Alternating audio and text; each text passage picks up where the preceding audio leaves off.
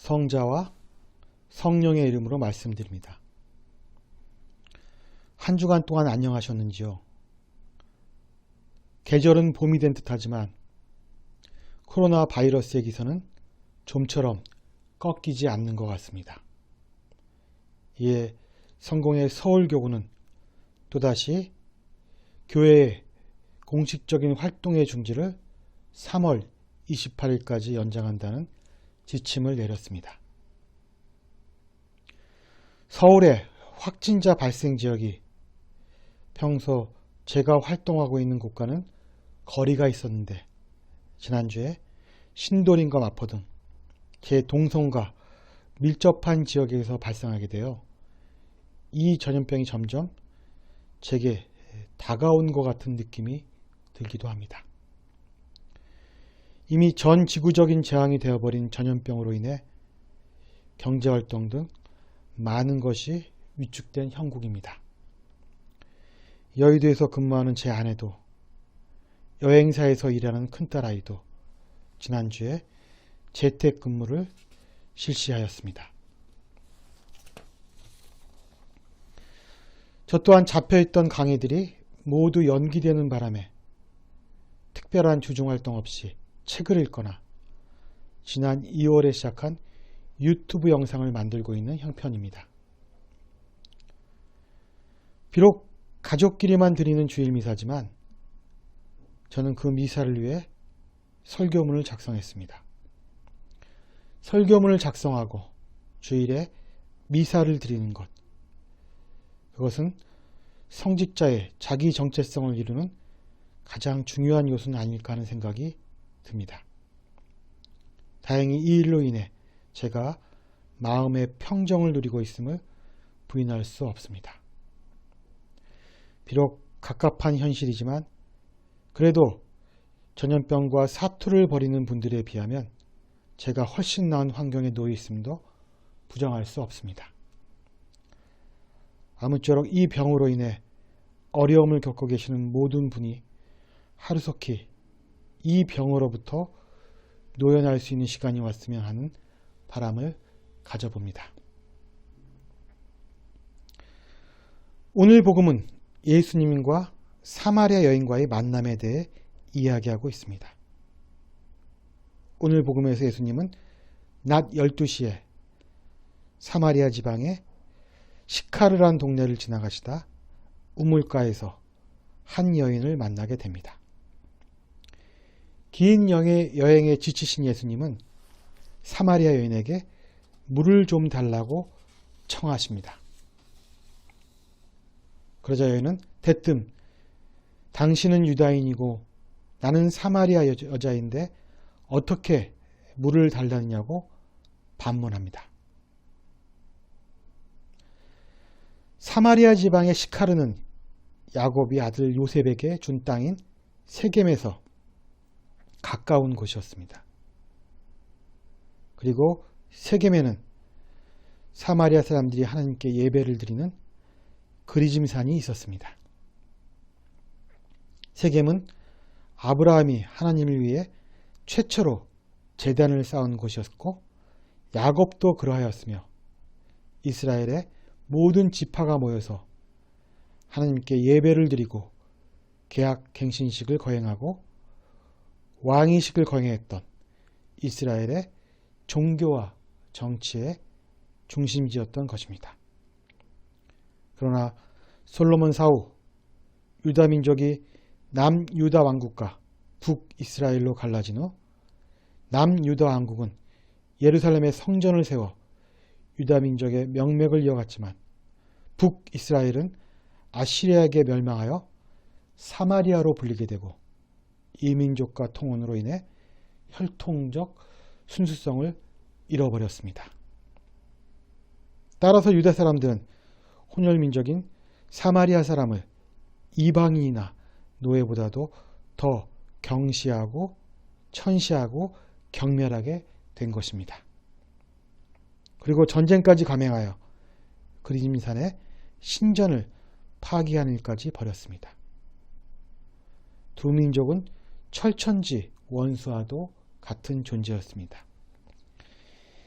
이러한 역사적 배경 속에서 유다 남자인 예수님이 사마리아 여인을 만나 물을 달라고 청하신 것입니다. 여인의 당돌한 질문에 이어서 예수께서는 하나님께서 주시는 선물이 무엇인지 또 너에게 물을 청하는 내가 누구인지 알았더라면 오히려 내가 나에게 물을 청했을 것이다. 그러면 내가 너에게 샘솟는 물을 주었을 것이다. 라고 말씀하십니다. 그러자 여인은 선생님은 두레박도 없이 어떻게 물을 주려고 하시며 이 우물은 조상 야곱이 만든 우물이고 그 이후로 대대손손 가축까지 이 물을 마셔왔는데 그렇다면 선생님이 이 우물을 만든 야곱보다 더 훌륭하신가? 라고 되묻습니다. 여기까지 대어로 보아 여인은 자신이 속해 있는 사마리아 역사를 제대로 알고 있는 사리분별이 있는 교양을 갖춘 사람임을 알 수 있습니다. 그러자 예수께서는 니고데모와의 대화 때처럼 거두절미하고 묵직한 화두를 던지십니다. 내가 주는 물을 마시는 사람은 영원히 목마르지 않을 것이다. 내가 주는 물은 그 사람 속에서 샘물처럼 솟아올라 영원히 살 것이다. 그러자 여인은 선생님, 그 물을 저에게 주십시오. 그러면 다시는 목마르지 않고 물을 길러 여기까지 나오지 않아도 되겠습니다. 라고 대답합니다. 이제 예수님은 여인더러 남편을 불러오라고 했고 여인은 남편이 없다고 대답합니다. 예수님은 너에게 남편이 5이나 있었고 지금 살고 있는 사람도 남편이 아니니 바른 대로 말하였다고 말씀하십니다. 그랬더니 여인의 입에서는 과연 선생님은 예언자이십니다라는 고백이 흘러나옵니다. 물을 청하는 낯선 유다인 남자에서 예언자까지 예수님을 바라본 여인의 시각은 대화를 통해 변해갑니다. 그리고 여인은 화제를 돌려 예수님께 이렇게 묻습니다. 그런데 우리 제사장은 저 그림진 산에서 하나님께 예배를 드렸는데 선생님네들은 예배 드릴 곳이 예루살렘에 있다고 합니다. 저는 여인이 이렇게 말하는 장면을 접하면서 느낀 것은 이 여인은 자신이 원하는 것을 이끌어내는 대화의 기술이 탁월하다는 점입니다. 그렇다면 이 여인이 예수님과의 대화를 통해 진정 원했던 것은 무엇일까요? 예수님은 이 여인의 질문에 대해 이제 예배의 장소는 중요하지 않다. 진실한 예배자들이 영과 진리 안에서 아버지께 예배를 드릴 때가 온다. 지금이 바로 그때이다. 라고 대답하십니다. 그러자 여인은 이렇게 대답합니다. 저는 그리스도라 하는 메시아가 오신다는 것을 압니다. 그분께서 오시면 우리에게 모든 것을 알려주실 것입니다. 그러자 예수께서는 내가 바로 당신의 예배를 받을 그리스도라는 메시아이다 라고 말씀하시다 여인은 물동이를 내버려 두고 동네 사람들에게 자신이 그리스도라는 메시아를 만났음을 전하게 됩니다. 여인이 진정 원했던 것은 하나님께 드릴 마땅한 예배는 무엇이며 그 대상은 누구인가였습니다. 이제 여인은 예수님 말대로 예수님을 통해서 그에 대한 해답을 얻었고 진정 목마르지 않는 샘물을 마시게 된 것입니다. 그러면 과연 이 여인은 어떤 사람이었을까요? 그녀는 낮 12시에 물을 길러 나왔습니다. 점심시간인 약 12시에 물을 길러 나왔다는 것은 다른 사람들과 마주치지 않기 위해 택한 시간인 것입니다. 여인은 마을에 살고 있지만 마을 사람들을 만나는 것이 불편했습니다. 아마도 그녀가 사람들이 없는 시간을 택한 이유는 정상적인 가정생활을 하지 못하는 자신에 대한 사람들의 멸시의 눈초리가 불편했기 때문입니다. 그녀는 비록 마을 공동체의 한 일원이긴 했지만 그렇다고 해서 사람들에게 완전하게 받아들여지지도 않는 어정쩡한 상태에 놓인 사람이었습니다. 누구라도 욕하기 좋은 동네북 같은 신사라고나 할까요? 그런데 아마도 그런 어중간한 상태를 초래한 일이 분명히 있었을 것입니다.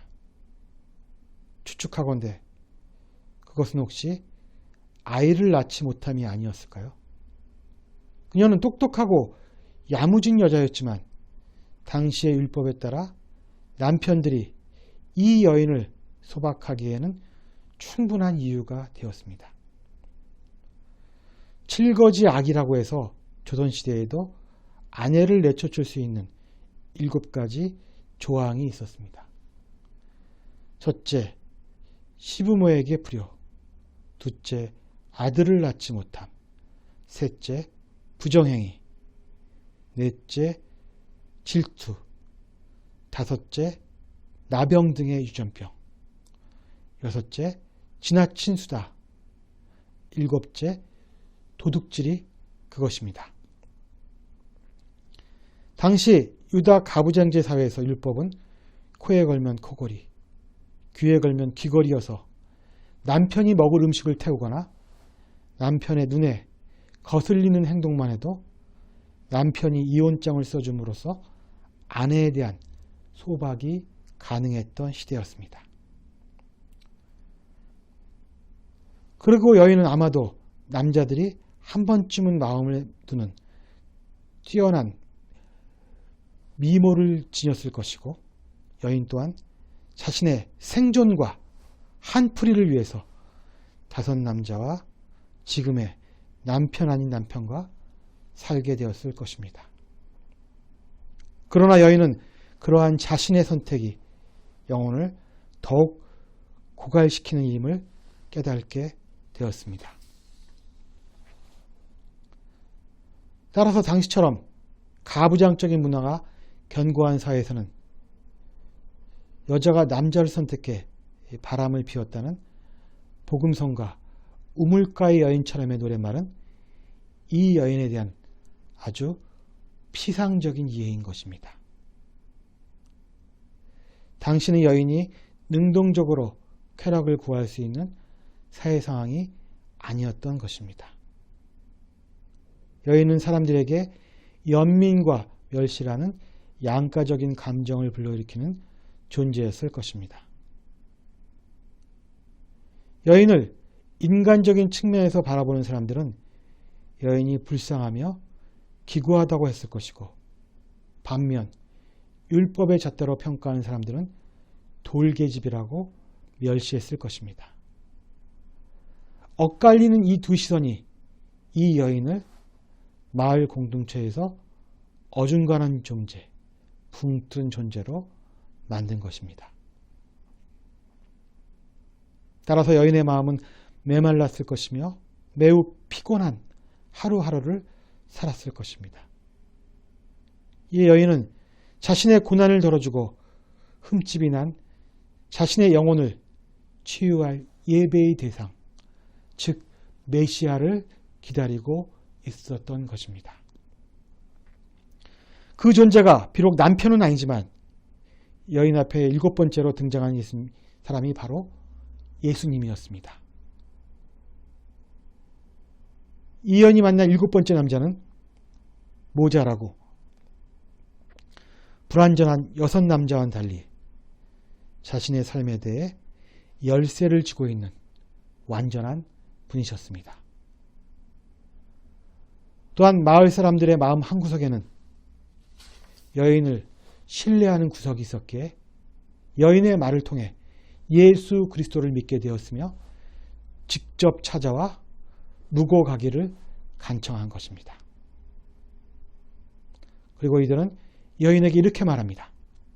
우리가 당신의 말만 듣고 믿었지만 이제는 직접 그분의 말씀을 듣고 그분이야말로 참으로 구세주라는 것을 알게 되었어.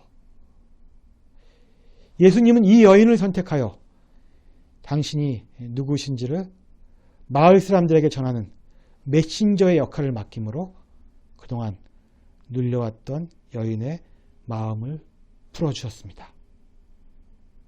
그리고 이 둘 사이에 놓인 율법의 장벽을 예수님다운 방법으로 헐어버리셨던 것입니다. 이처럼 사마리아 여인에게는 해피엔딩으로 끝이 납니다. 더불어 제가 한 가지 더 말씀드리고 싶은 것은 우리는 다음 주까지 4주일 동안 교회에서 예배를 드리지 못한다는 것입니다. 어쩌면 이 기간이 더 늘어날 수도 있습니다.